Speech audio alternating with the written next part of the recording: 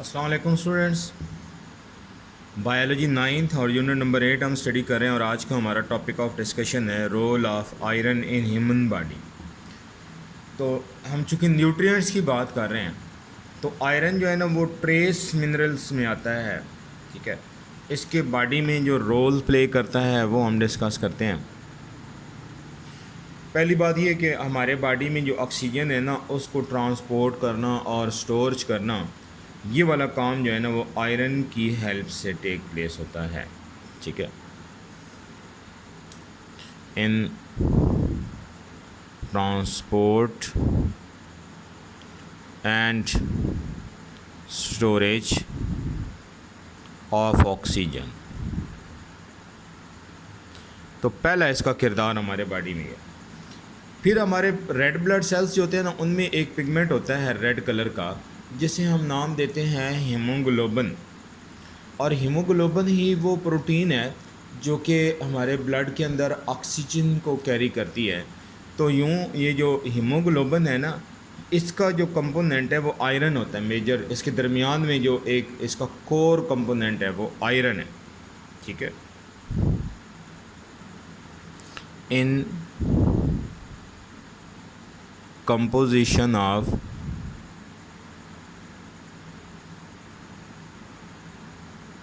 hemoglobin, ठीक है, in red blood cells. Red blood cells के अंदर हीमोग्लोबिन जो है ना उसको बनाने में इम्पॉर्टेंट रोल प्ले करता है। ठीक है, इसी तरह जो हमारे मसल सेल्स है ना उनके अंदर ऑक्सीजन की ट्रांसपोर्ट के लिए एक कंपोनेंट होता है जैसे मायोग्लोबिन कहा जाता है। तो उसका भी ये कंपोनेंट है, उसको बनाने में भी इम्पॉर्टेंट रोल प्ले करता है। ठीक है, is a component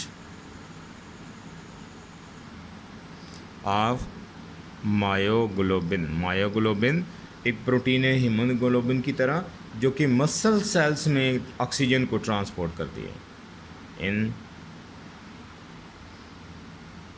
muscle cells. ठीक हो गया। अच्छा, इसी तरह एंजाइम वाला चैप्टर आपने पढ़ा था और उसमें आपने को फैक्टर्स पढ़े थे जो कि एंजाइम्स के मददगार होते हैं, एंजाइम्स उनकी मदद से अच्छा वर्क करते हैं। तो ये जो को फैक्टर्स हैं ना तो इनमें भी यूज़ होता है, इनके बनने में भी इस्तेमाल होता है। ठीक है, एज एन एंजाइम को फैक्टर, एंजाइम का को फैक्टर इन सेलुलर रेस्पायरेशन। ठीक है, सिमिलरली हमारे बॉडी का एक इम्यून सिस्टम होता है जो कि बीमारियों के अगेंस्ट हमारे बॉडी को डिफेंड करता है। तो ये इम्यून सिस्टम को भी सपोर्ट करता है।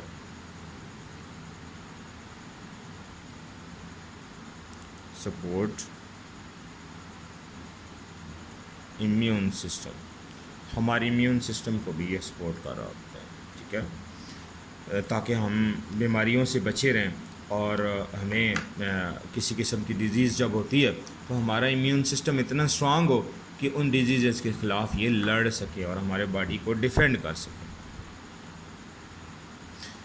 नेक्स्ट हम इसके सोर्सेज को देखते हैं कि आयरन हमें कहाँ कहाँ से मिलता है।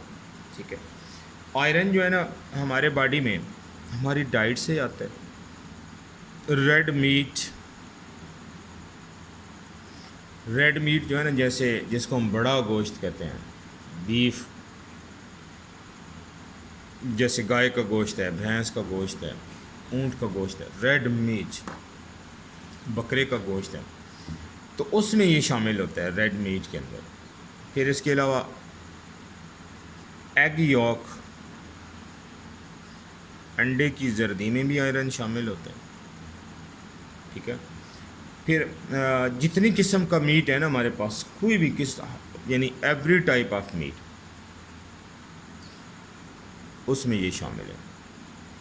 ठीक है, इसी तरह फ़िश हम खाते हैं, फ़िश में ये शामिल होता है। ठीक हो गया। इसी तरह स्पाइनिच, पालक, उसमें ये शामिल है। ठीक है, मस्टर्ड, सरसों का साग जब आप खाते हैं, मस्टर्ड तो उसमें भी ये शामिल होता है। ठीक हो गया। फिर हम देखते हैं कि इसकी डेफिशिएंसी से हमें किन नताइज को भुगतना पड़ता है।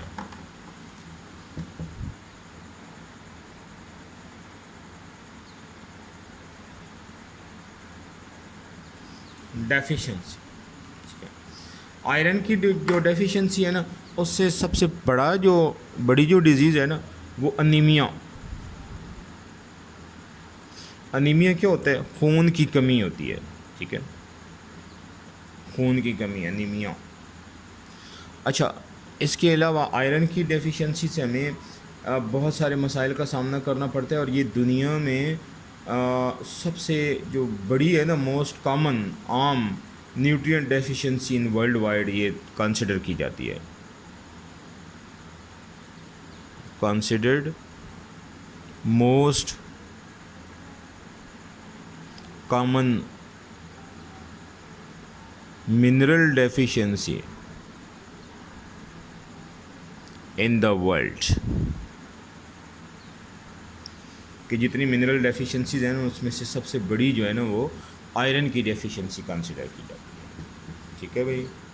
तो that was all about role of iron in human body. I hope you have grasped this lecture.